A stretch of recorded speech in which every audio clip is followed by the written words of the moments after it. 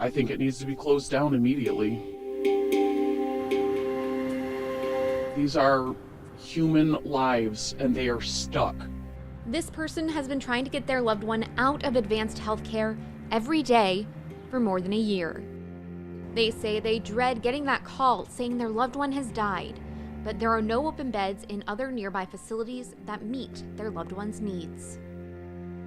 As terrible as the situation is right now, we're stuck in this location until, I don't know until when. In addition to an open homicide case from December and a new investigation into the death of a patient who inspection records show wasn't given their diabetes medication, the Ohio Department of Health lists 29 recent health citations linked to advanced health care between the state's latest health inspection and the last year of complaints. Attorney Chad Tushman has decades of experience in personal injury and nursing home cases. He was alarmed by what ODH found. This is far and away the most that I've seen. It's above any type of average here in the state and our nation. Medicare.gov shows the 29 citations from the state during health inspections just scratch the surface. Its database rates nursing homes. Advanced Healthcare gets 1 out of 5 stars from the government site when it comes to health inspections and 2 out of 5 when it comes to staffing. The amount of times the facility has been cited is more than 3 times the Ohio and national average, according to Medicare.gov. I spoke to a former nurse at the facility who says staffing was always an issue.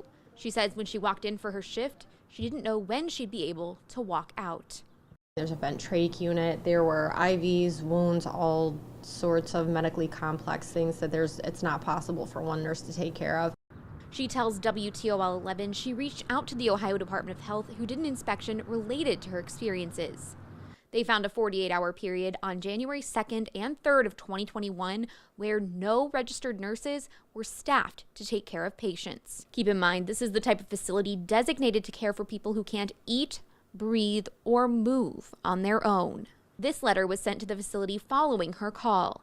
It states that because of the number of violations found in the facility, the state will be instituting discretionary denial of payment for new Medicare and Medicaid eligible admissions. The family member we spoke to says they have not gotten any notifications from either the state or Advanced Healthcare about these violations. And the nurse says what ODH found is just part of the story, and the facility remains open with patients inside.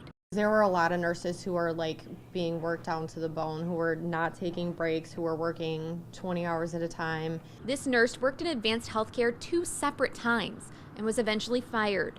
What she told us in our interview supported many of the violations we uncovered in these state documents, showing what life is like for a patient inside the facility.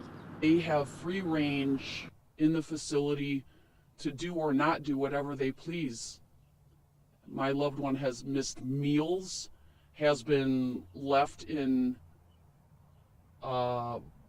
positions that are uncomfortable, which cause pressure sores for hours. And I don't mean 2 hours, I mean 24 hours. Tushman says while this is the worst case he's seen, ever since the pandemic shut people out of nursing facilities, he's been getting a lot of calls from people who are worried about the treatment inside nursing homes in general, with no public oversight. It's the most daunting stuff you see because these are individuals who need help and they're at their most frail point in life, and to have something like this is beyond reproach.